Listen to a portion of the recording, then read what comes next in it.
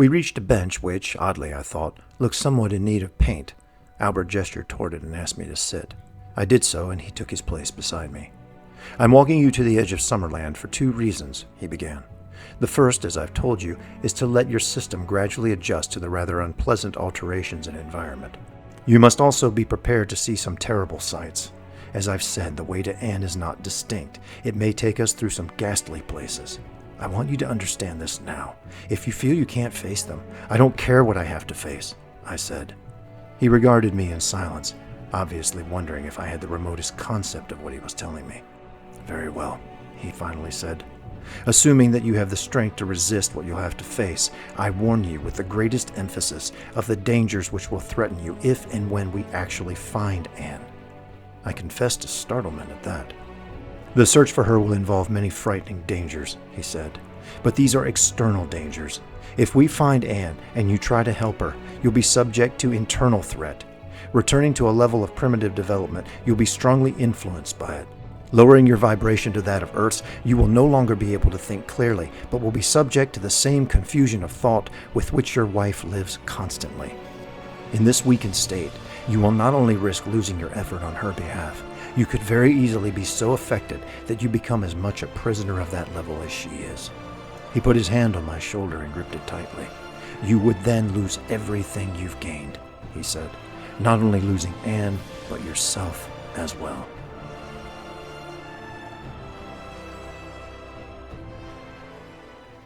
Hello and welcome, or welcome back, as the case may be, to the Atlantean Archive. I hope wherever you are that you're doing well. You know, I had planned to do a number of things this month, and as it happens, stomach flu is no respecter of persons. It came in, knocked me flat on my back, and made its nasty way through the rest of the family, and I think it has finally done its worst to us and moved on. I'm finally feeling human enough to sit here and do this kind of thing again. I know it's been a while since I've done a video for the channel, and a while in particular since I've done a review type video. So what I wanted to talk to you about today is a book written by one of my favorite authors, a man who was easily one of the most prolific and influential science fiction, fantasy, and horror writers of the 20th century, and that would be Mr. Richard Matheson. If you're watching a channel like this, retro sci-fi, horror, fantasy type stuff, just retro in general, then you probably are very familiar with Matheson already, or at least with his work, even if you don't know him by name. Matheson was famous for being a television writer. He did many episodes of the Twilight Zone, some of the best-known episodes. He produced the film called Duel. You remember that one with Dennis Weaver being chased by the big red truck. That was one of Steven Spielberg's early directorial works and was based on one of Matheson's novels that he adapted for television. He also did Trilogy of Terror. You remember that show with Karen Black being chased around her apartment with the Zuni doll? Yeah, that was Matheson. He did Dead of Night.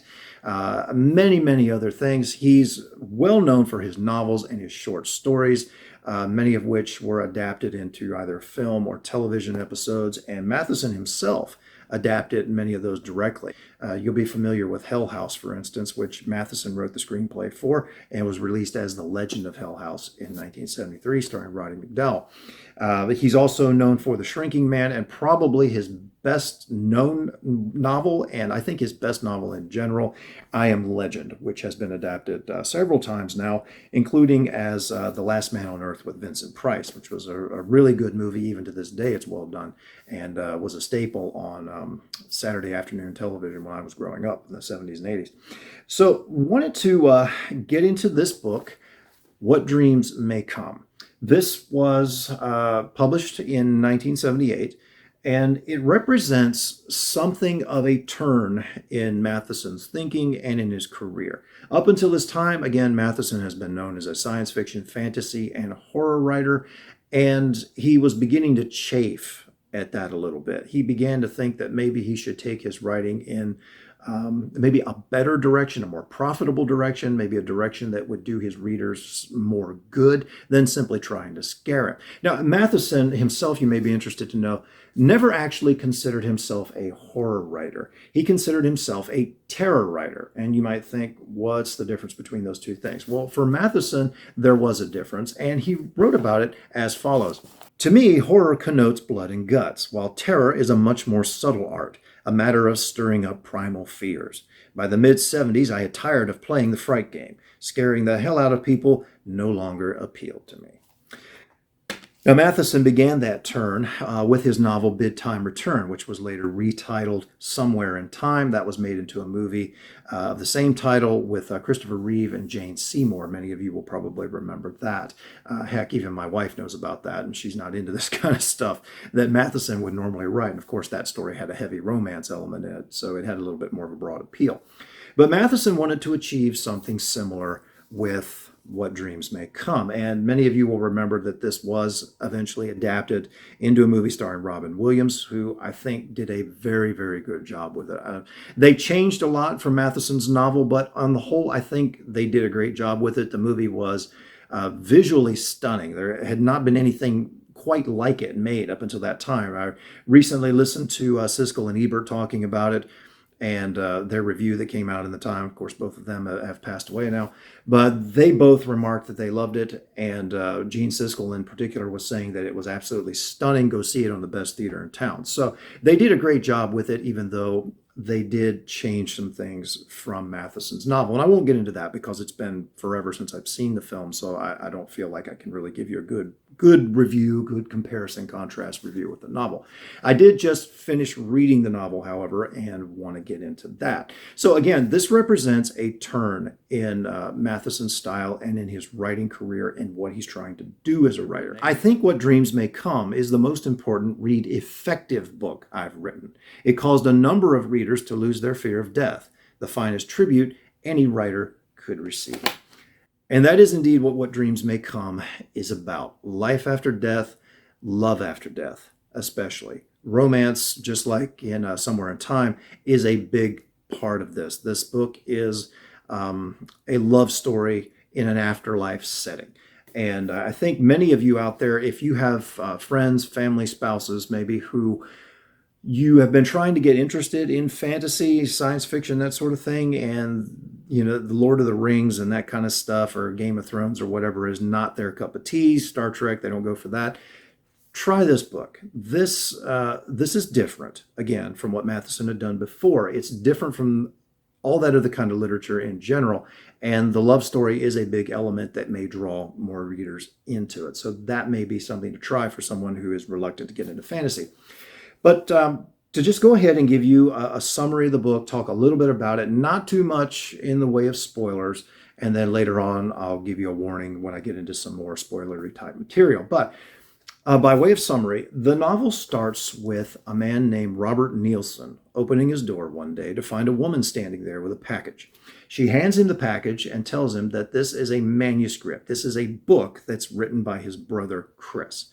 Now, at this point, Robert gets mad, and he's about to slam the door on this lady because his brother Chris has been dead for several years now.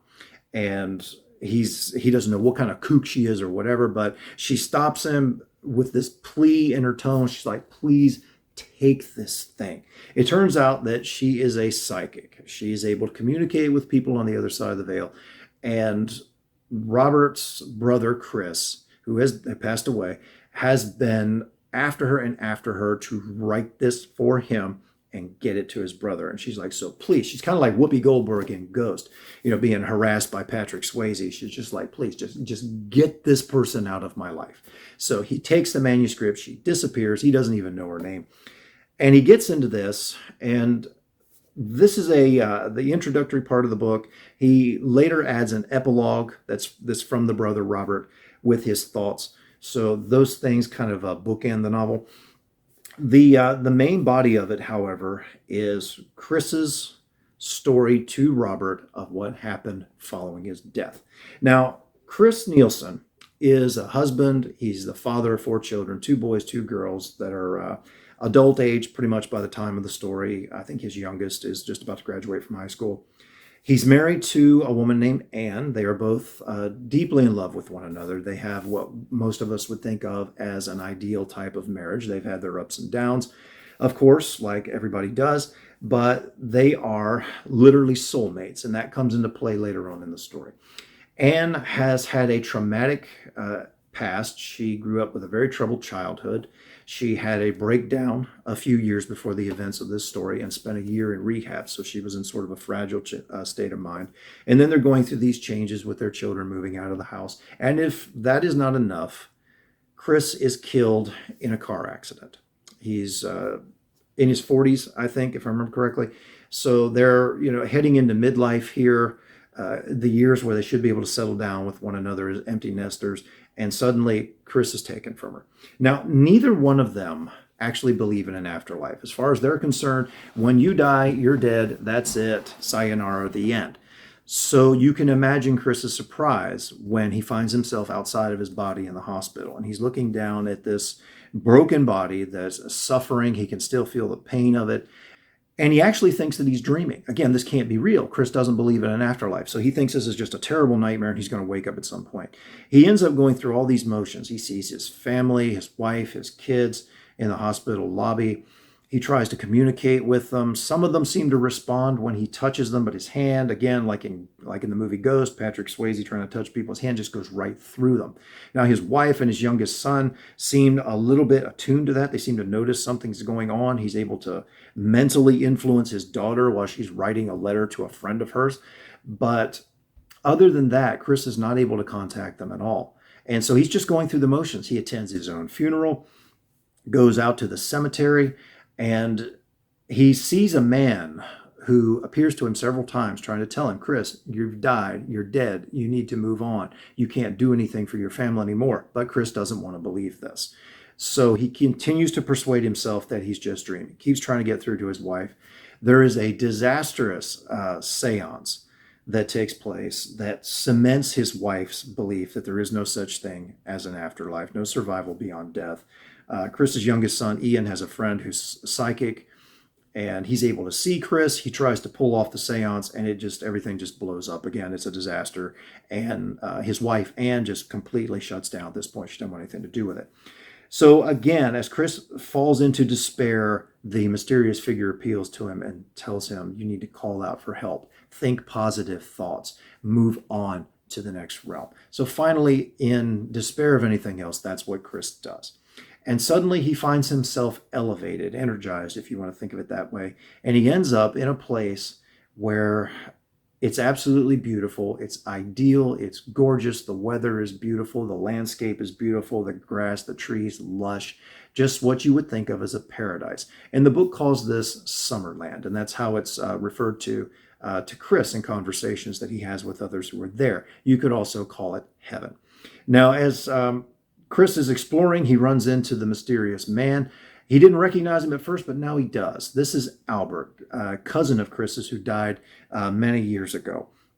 And Albert serves as Chris's guide. He begins to introduce him to what's going on in the afterlife and how the rules work. What's the world like? What can you do? What can you not do?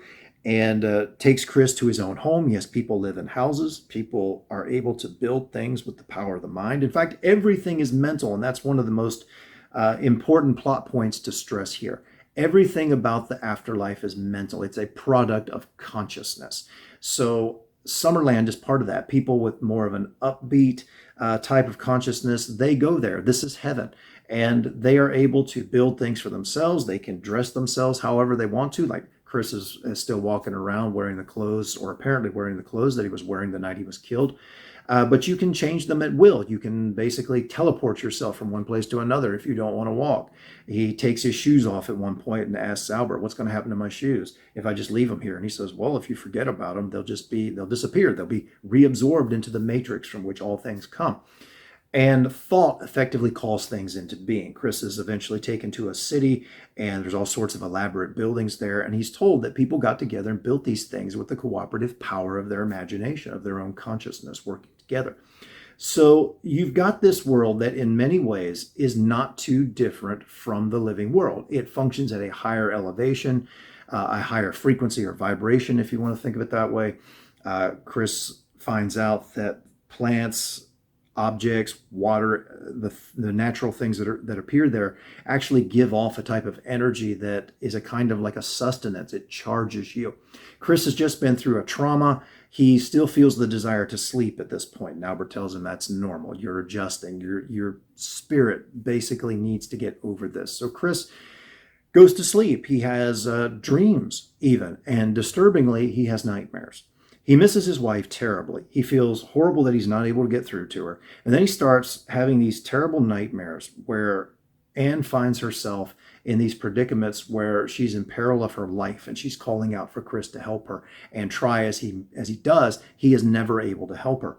And she is on his mind constantly. And he tells Albert, is there any way to see her, communicate with her, whatever? And Albert's like, no, you really can't do that kind of thing. Although later on he tells him, well, you can send her impressions of love and that sort of stuff. And we can get people here to help you with that. And yeah, there's people from our realm that go there and work with the living. They're guides. You want to think of them as guardian angels or whatever. And, that's further down the road. You just got here, man. You need to learn the rules. You need to adjust and figure out what you're going to do. And, Chris is kind of surprised by that. Well, it turns out that people actually have jobs in the afterlife. And Albert says, yeah, of course they do. They'd be pretty bored if they didn't have something to do. So people pursue their interests in this life. You've got people who are writers. Chris was a writer. And Albert tells him, if you want to write here, you can write here. As a matter of fact, a lot of what is written in the human world, the mortal world, comes from this world. We have people here who think about things and they create these kind of thought forms and transmit that. And a lot of scientific breakthroughs and other stuff that happens in the human realm actually originates in this realm with people doing that kind of work here. And it gets transmitted there. So that's something that blows Chris away. And he finds out that there's art here, there's music here, all that sort of thing. And there are higher realms as well. Albert doesn't go into much about that, but there are people who eventually learn they don't need a physical form whatsoever because he does still appear to have a body. He's got feeling, he can touch, he can eat if he wants to and drink. But there are other people who leave that sort of thing behind in the evolution of their soul as they try to get back to a oneness with God. And that's basically all that's described about that. God himself, there's not really much elaborated on. But Chris tells him, yeah, there are multiple realms, even beyond this one as people learn to progress and evolve. But Chris, as much as he loves this world, as beautiful as it is, as perfect as it is, ideal as it is, he cannot get Anne out of his mind. He misses her terribly. So he keeps asking if there's any way to get back in touch with her. And Albert takes him to see some people who are in the know on this sort of thing. They're sort of the archivists of the afterlife. And Chris is told that he and Anne are actually soulmates. They are attuned to one another. They share the same frequency, the same aura, the same vibration, if you want to put it that way. They are literally two of a kind. So no wonder Chris can't get her out of his mind. They are basically part of each other. And he's told that there'll be 24 more years before she comes to join him. She's going to live 24 more years, and then she'll be in Summerland with him. And Albert is trying to tell him, in the meantime, look, calm down. The nightmares, they're caused by trauma. You're still getting over a traumatic sudden death and the loss of your life, your wife, and your relationships. So just calm down. In the meantime, get ready for Anne's arrival. Time will go really fast here in comparison to how it passes on Earth. Build her the ideal house, the house you've always wanted. She likes boats, get her a boat, all that kind of stuff. So he tries to console Chris with this. And Chris gets caught up in it, but still can't get that feeling of dread out of his mind. He doesn't know why, until one day the news finally comes to him that Anne has taken her own life. As I mentioned, Anne had a troubled past, a lot of trauma in childhood. She had a breakdown a while before the events of the story. She was in rehab and all that sort of thing, in that fragile state of mind, a lot of change in her life. On top of that, and then her husband, whom she loves very much, is taken from her, and she can't handle it. After a certain period, I think it's a few weeks, maybe a couple of months, she takes sleeping pills, commits suicide, and she dies. And Chris at first thinks, well, this is horrible. I'm sorry that she did this, but at least we'll be back together now. But then he's told, no, actually you won't be. That's not how it works. See, the afterlife has what we could call laws of physics. It's a very malleable environment where consciousness and thought are able to shape its energies in very creative ways. And you can do what would be considered on Earth to be magic, but there are still laws. And one of those laws is that your state in which you die follows you over. So if you're a pretty bad person in life, maybe you're a selfish idiot, when you transition, you don't change. really. You are who you were. You continue to be that person. And the things that are strongest in your mind, in your consciousness, you take with you into that very malleable environment where the physics are easily adaptable to consciousness and thoughts. And you can form your own heaven. As Chris finds out, you can also form your own hell. There is no judgment here. There's no place called hell that people are sent to as an object of divine wrath or anything like that. But there is a kind of a karma, if you want to think of it that way, in the sense that your deeds and your thoughts and your consciousness, all that you are, follows you into that environment. And it can bless you, it can curse you, it can trap you. She dies in despair, so Anne ends up in a kind of hell. And Albert, as it turns out, knows a great deal about this because his job that he's chosen to undertake in the afterlife is to reach out to people in what they call the lower realms, what we would think of as hell, or iterations of hell. As Albert tells Chris later on in the story, there are hells within hells within hells. Some of them not so bad by our reckoning, others of them unimaginably awful. And those of you who've read Richard Matheson, you know he can really work up the terror when he wants to. We get some very vivid descriptions, not only of heaven, but also of hell. Matheson put some real imagination into that. And I think that's one of the best parts of the book. So Anne, in her despair, has effectively trapped herself in a hell of her own making, a world of despair, a world unto herself. And according to kind of the laws of the way the afterlife works, she has to stay there until the time comes when she would have gone through her normal, she would have experienced her normal death. So she's trapped there for 24 years in a hell of her own making. And Chris can't abide this thought.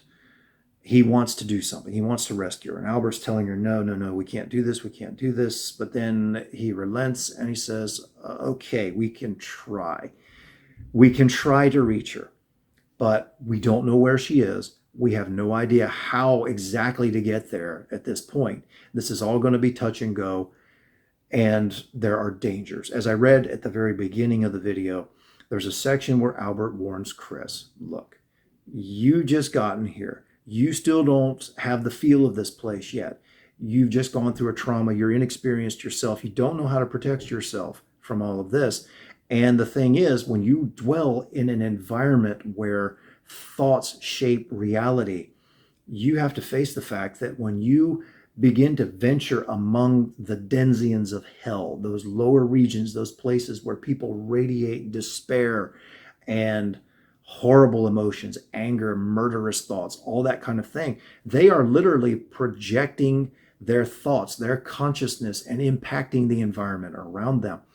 And Albert warns Chris, you could be influenced by this. You could succumb to it. And if you succumb to this in your own mind, you will end up trapped in that hell along with Anne. Not only will you not be able to rescue her, you'll become a prisoner right along with her, a prisoner of your own pain, your own despair, whatever it is that seeps into your mind in these hells that they have to travel through. So I won't go into too much more detail on that. Won't spoil that for you for those of you who want to read the book. But that's your general plot synopsis. That's kind of an idea of how things work and the general impetus of the story. Again, it's an afterlife romance. And Matheson does a lot of world building with this. Good points. As a matter of fact, I'll go ahead and just get into the points. What makes this book worth reading? First of all, Matheson has, as I've described before in the review that I did of his novel Hill House, Matheson has what you could call a pared down writing style. He doesn't get bogged down in descriptions. Again, he's not L.M. Montgomery or Herman Melville or somebody like that. So you're not going to get, a page and a half on what somebody's wearing. The descriptions that he goes into are mostly focused on the environment that Chris finds himself in as the story moves along, and the rules of the afterlife, the nature of the afterlife and existence and consciousness, which is revealed through conversations between Chris and Albert and other people who appear at various points in the story. So you get that. The story moves along at a pretty brisk pace as a result. And if you have any interest in these subjects, it'll keep your attention. It'll engage your thought processes. It'll intrigue you. And you'll be thinking through and probably guess at how some of this works. but Matheson puts his own unique spin on certain things. And that's one of the aspects of Matheson's creations, his writings, his teleplays, that always stood out to me. He has a very analytical mind, and he applies that to all sorts of phenomena. In I Am Legend, for instance, he takes a scientific approach to vampirism. His protagonist, Robert Neville, wants to know how vampires work, what makes them tick. So that forms part of the story. In Hell House, you have a scientific investigation into the afterlife, into the paranormal. It's actually acknowledged by the scientist leading the expedition in that book that parapsychological phenomena do exist, that there are psychics, there are mediums, that sort of thing. But he has his own explanation for it, and he believes his own scientific cure for it. And that forms the heart, or at least a good part of what drives that story forward. So Matheson does this over and over again in his stories. And of course, he's also known for twist endings. He did a lot of that.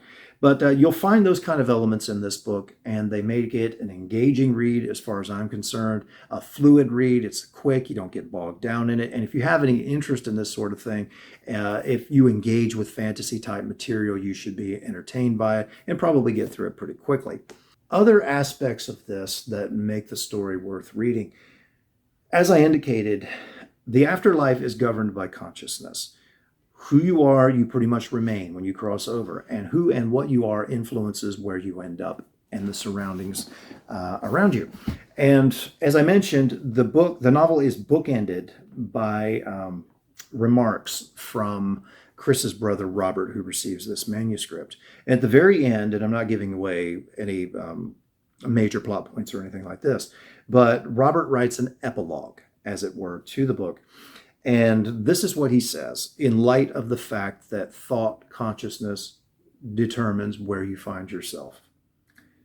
All I can do is repeat, if the manuscript is true, all of us had better examine our lives carefully. And, whether you believe in an afterlife or not, and people who don't, maybe that would be one of the negative things about the book. If you don't think there's an afterlife, if you don't accept that sort of thing, maybe you're an atheist or you're just an agnostic and you find this kind of stuff silly, then just read it as pure fantasy. Or otherwise you might be irritated by that kind of stuff. And you might just find it silly. But I think that even if you don't believe in these kinds of things, and of course, people have all sorts of beliefs about that, but even if you don't believe that there is actually a place like what Matheson describes here, it still, I think, behooves us to take some time to reflect how our attitudes, our thoughts, our actions really do impact the world and form the world around us. Our consciousness, the way that we choose to manifest it, what we choose to nurture in ourselves, really does impact the world. You've heard this the phrase before, be the change you want to see in the world. It's that sort of thing. The world is not what we just happen to find ourselves in. It is in large part what we make it. Our life experience is in large part what we make it with our attitudes and our actions. And the attitudes and actions of other people around us can affect us. Even as Chris has warned in this book that the Denzians of hell are able to project their thoughts and kind of get into your head, get under your skin. So it's worth thinking about the simple fact that beyond all the supernatural elements here, we really do impact our lives like that. There's a quote from the Bible, as a man thinks in his heart, so is he. Out of the abundance of the heart, the mouth speaks. And a good man out of the good treasure of his heart brings forth good things. An evil man out of the evil treasure of his heart brings forth evil things. And it's not just in Christianity, it's in other philosophies and religion. Who we are on the inside comes out of us and impacts our environment and shapes the world. So that's part of what you can get from a book like this. And maybe people will stop and think about that more in a fantasy sci-fi setting than they would ordinarily. If you go back and read or go back and watch episodes of the Twilight Zone, for instance, you can see that very often they are thinly veiled morality tales. And that was quite deliberate on Rod Serling's part. He actually stated in some of the interviews that I've heard with him that you can get people to think about things they might never think about otherwise if you do it in a fantasy setting. He could handle issues like racial division and that sort of thing, or paranoia and its effects on a society by putting it into a sci-fi setting, an unreal type setting, where we're not using the words and phrases, and there aren't the situations that tend to trigger us and get us to shut our minds down and block out what we should be thinking about otherwise. And when you set something like that, you set a story in an imaginary world like that, and Star Trek and other programs did exactly the same thing. When you put it into that fantasy kind of setting, you might get people to think in ways they would never think otherwise. So that is the value of this book, one of the values of it, whether you believe in the supernatural or an afterlife or not. And getting into more of the possible detracting factors, maybe some negative factors. Again, as I've already said, if you don't believe in that kind of thing, you might be annoyed unless you look at this as just fantasy. It's going to be kind of hard to do that, though, because Matheson himself did not look at this as pure fantasy. As a matter of fact, Matheson wrote a foreword to this book, which he had never done before, and to my knowledge, probably never did in another book. But I want to read just an excerpt from it real quick so you get where Matheson is coming from and why it will be difficult for some people to treat this as just a straight-up fantasy. Matheson says this: "To the reader, an introduction to a novel is, almost without exception, unnecessary. This is my 10th published novel, and the thought of writing introductions to any of the preceding 9 never even occurred to me. For this novel, however, I feel that a brief prologue is called for. Because its subject is survival after death, it is essential that you realize, before reading the story, that only one aspect of it is fictional: the characters and their relationships. With few exceptions, every other detail is derived exclusively from research." And he puts that sentence in italics. "For that reason, I have added, at the conclusion of the novel, a list of the books used for this research. As you will see, they are many and diverse. Yet, despite their wide variation with regard to authors and times and places of publication, there is a persistent, unavoidable uniformity to their content. You would, of course, have to read them all to prove this to yourself. I urge you to do so. You will find it an enlightening and extraordinary experience." And true to his word, Matheson does include an extensive bibliography at the end of the book. I don't know how many books he lists here, but I'll show you what he has here. You can see he's got these books listed. This goes on for several pages.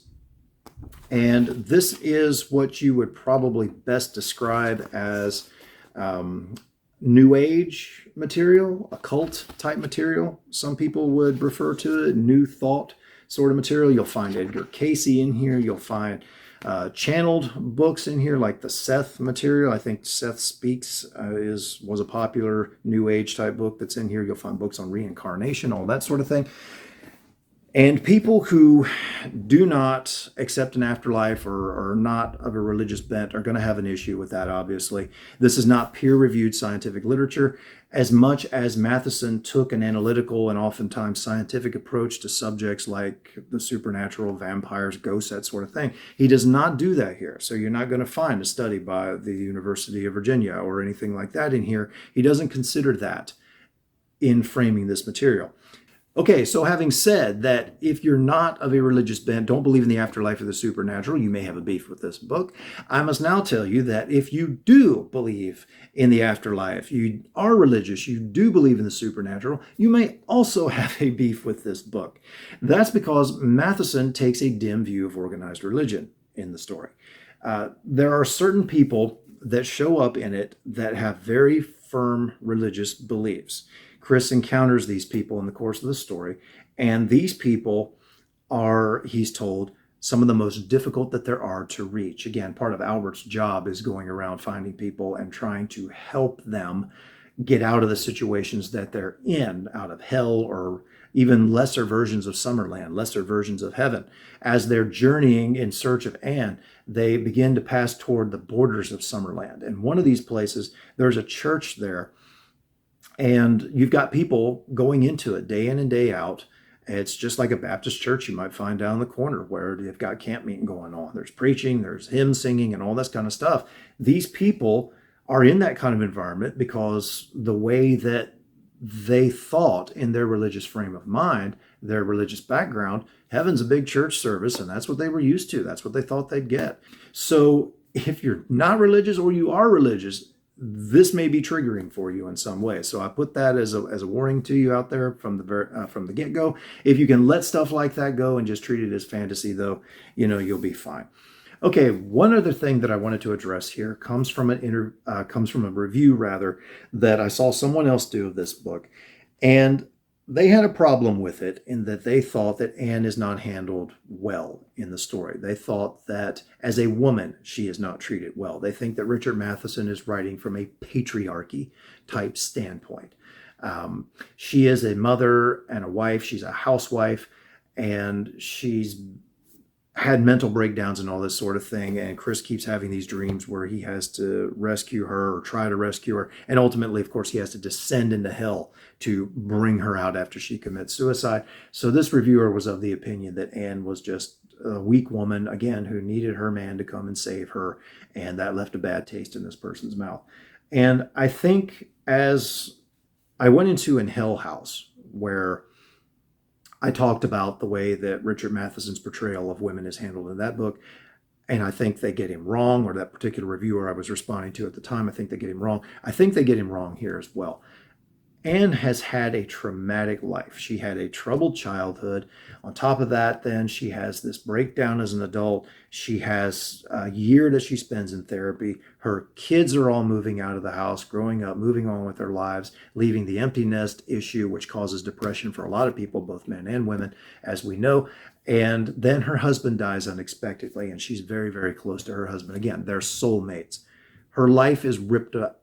Something is ripped out of her when Chris dies, and she's already got all this backlog. Less than that has been sufficient to kill people in the real world. So that is realistic. I don't think it portrays Anne as weak. I think it portrays her as a damaged person, yes, but not because she's a woman. As a matter of fact, if you want to pursue that line of reasoning, you could argue that Chris is a pretty weak-minded guy too, because here he is in heaven and he's missing his wife. It's not heaven to him because Anne is not there with him. So you could say Chris is weak-minded. He can't get along without his woman, if you want to put it that way. And then ultimately you have this part of the book at the very end of the story, major spoilers here if you want to tune out in advance, where Chris gets to Anne. Finally, he wades through hell, quite literally, gets to Anne. He's trying to reach her. He's unable to do so, and he's unwilling to leave her. So at this point, he makes the decision to succumb to the influence around him, as Albert warned him could happen. He's going to lower his own frequency, his own vibration to Anne's, and he's going to share her torment with her. And there's a phrase in the book, I'd have to read it to get it exactly right, but paraphrasing, he says something like this hell will be our heaven. To me, that does not smack of patriarchy. That does not smack of a man who owns his wife or anything like that. To me, it was tender. There's a couple of pages there where Chris thanks her for all of the things that she's done in his life as a wife and a mother. Yes, she was a wife and a mother. She was kind of a traditional homemaker, but it seems clear from the story that she chose that role for herself. Chris does not own her. He doesn't control her. These are just decisions that she made. I don't think that this portrays women badly. I don't think that's what Matheson was trying to do at all. I think she's treated respectfully in spite of her problems. And again, as I said, if you want to go that route, then you could turn Chris into kind of a mouse himself, because this guy can't enjoy heaven without his wife. So you could go that way. Anyway, that's my 2 cents on that. I don't want to belabor the point. I'm not trying to bash anybody or anything like that. I just think that that is an unfair characterization of what Matheson is doing, an unfair characterization of his story. One last note that I will add about the novel. As I said, Richard Matheson himself, this does appear to be reflective of his actual views of the afterlife that he came to. He pretty much tells you that straight up. And it also says something about him personally, I think. Again, he was going through that change in his viewpoint about his work in the 70s there. He thought maybe it was time for him to do something that he considered of greater value. And Matheson really writes himself into the story in the person of Chris. He's very much like Chris. He's modeled on Matheson. Chris is a television writer. So is Matheson. Chris had a background with violent type material, horror type material. So did Matheson, obviously. Chris is married with 4 children, 2 boys, 2 girls. So was Richard Matheson. And at one point in the story, when Chris is in Albert's house, he actually finds a number of his screenplays that Albert has had bound and are sitting on his bookshelf. And he's really surprised to see them. And I'll just read this to you real quick because I think it's illuminating into Matheson's personality and how he's building his own character into this. To my surprise, I saw a line of bound scripts on one of the shelves and recognized the titles as my own. My reaction came in layers. Surprise first, as I've said, then pleasure at seeing them in Albert's home, then disappointment that I'd never had my own scripts bound while I was on Earth. My last reaction was one of shame, as I realized how many of the scripts dealt with subjects either violent or horrific. I'm sorry, Albert said. I didn't mean to disturb you. It's not your fault, I told him. I'm the one who wrote them. You'll have lots of time to write other things now, he reassured me. Kindness, I know, kept him from saying better things. So you can see a little bit of Matheson's thinking in the novel, and he considered this, again, to be the best work that he had ever written for the impact that he thought that Somewhere in Time was the best novel he had written, just as a novel, but that this was the best material that he had produced for the effect that it had, the message that it had, the impact it had in the lives of his readers. So until next time, thank you very much for watching. If you like the video, please do give it a like. Please consider subscribing to the channel and sharing any of the content that you think others may enjoy as well. Until next time, God bless.